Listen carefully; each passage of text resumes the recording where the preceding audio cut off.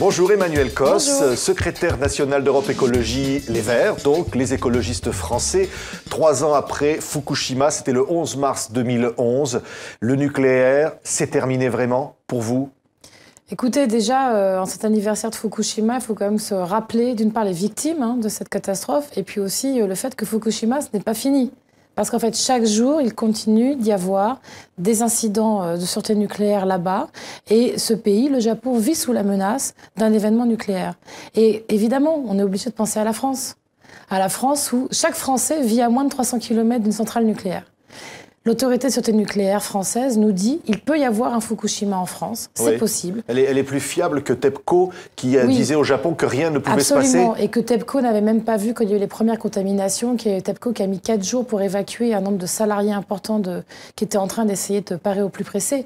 En effet, l'histoire de Fukushima, c'est aussi un aveuglement humain et beaucoup d'erreurs humaines dans la gestion de l'incident nucléaire. Ça peut arriver en France? C'est ce que dit l'autorité de sûreté nucléaire. Ça peut arriver parce qu'il y a des centrales qui sont sur des failles sismiques. C'est notamment le cas de Fessenheim.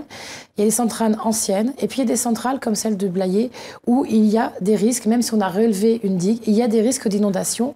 Et c'est pas inintéressant de penser à ça au moment où on avait beaucoup de tempêtes sur le littoral, beaucoup d'événements climatiques réels, avec des centrales qui, de toute façon, ne peuvent pas non plus se prémunir contre l'ensemble des événements de la nature.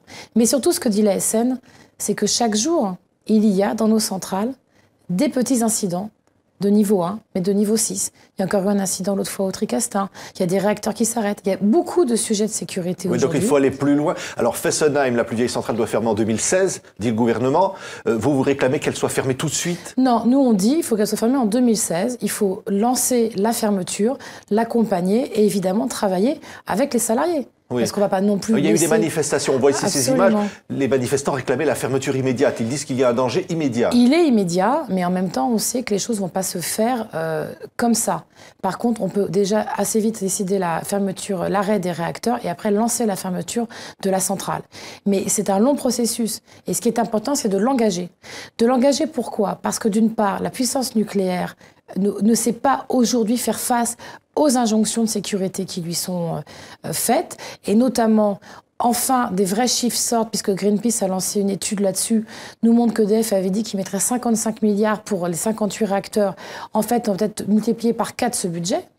Et ensuite, est-ce que c'est ça, ce monde qu'on veut? Est-ce qu'on veut vivre sous la menace d'un incident nucléaire dans notre pays? Est-ce que vraiment c'est la seule solution pour vivre correctement et avoir de l'énergie? Oui, on voit le gouvernement, vous pensez, va tenir ses engagements concernant la baisse de la part du nucléaire? Quand on voit Arnaud Montebourg, par exemple, ce qu'il dit finalement? Moi, je regarde ce que dit François Hollande. Parce que peut-être que je suis la seule, mais je crois encore à la parole présidentielle. Il l'a dit à 6 reprises qu'il allait baisser la part du nucléaire dans la production électrique. C'est un engagement présidentiel. Il l'a redit à 2 fois devant le Conseil économique, social et environnemental. Donc, pour moi, c'est ça l'engagement. Et en plus, je pense que pour le pays, c'est important. Il faut que la France sorte de son idée que le nucléaire, c'est sa sauvegarde, c'est ce qui va lui permettre d'être riche. La France, aujourd'hui, doit s'engager, comme les autres pays européens, sur la production des énergies renouvelables. Oui, mais on voit bien que la loi sur la transition énergétique, vous êtes très vigilant là-dessus. Absolument. Vous sentez bien qu'il y a de fortes pressions du MEDEF. Absolument. Le gouvernement n'est pas très, finalement, favorable, même si, en juin, il y a ce que vous appelez le marqueur du quinquennat qui va arriver, il va être décidé. Vous avez raison qu'il y a des résistances très fortes, y compris d'une partie du patronat, sur changer le modèle énergétique.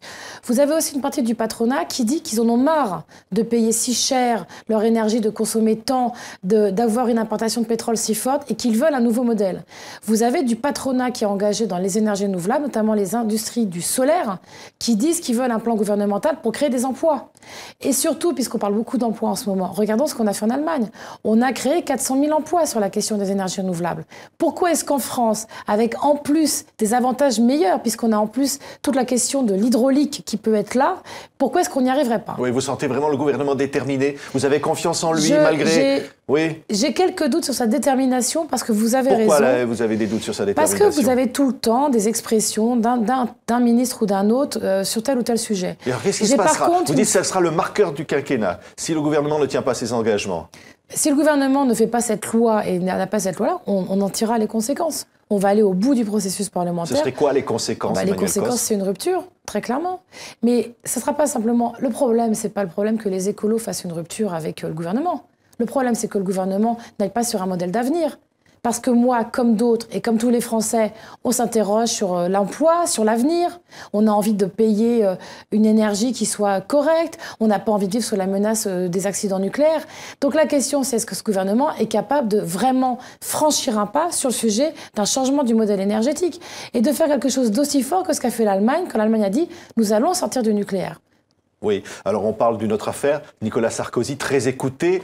Aujourd'hui, la question avec la Cour de cassation de ses carnets va être saisie.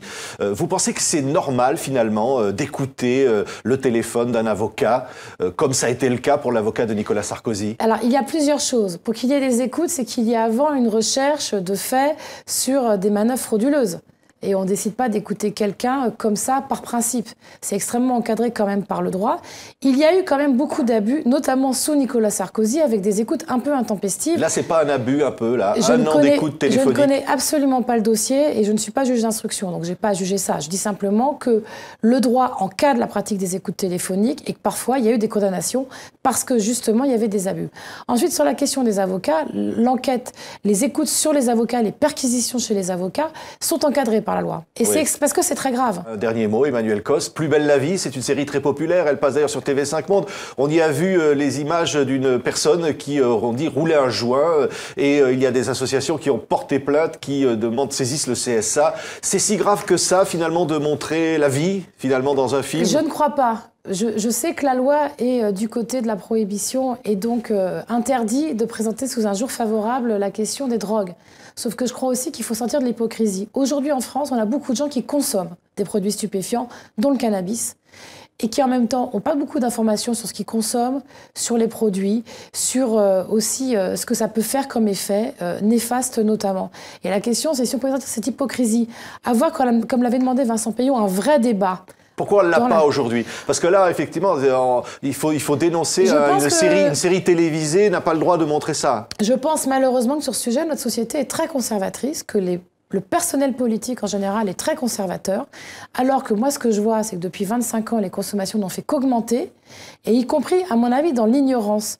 Et je trouve que ce qui se passe aux États-Unis aujourd'hui, avec une autre vision de la question de l'usage de drogue, où il est encadré par l'État, où la manne financière est dans les mains de l'État et plus dans la manne des trafiquants, me semble une solution beaucoup plus intéressante. Donc il ne faut pas condamner Plus belle la vie? Ah non, moi je ne le condamne pas. Je pense que Plus belle la vie veut aussi, à sa manière, en fait, sortir de l'hypocrisie et montrer quelque chose que je pense que beaucoup de gens voient, mais sur lequel on met une chape de plomb dans nos discours.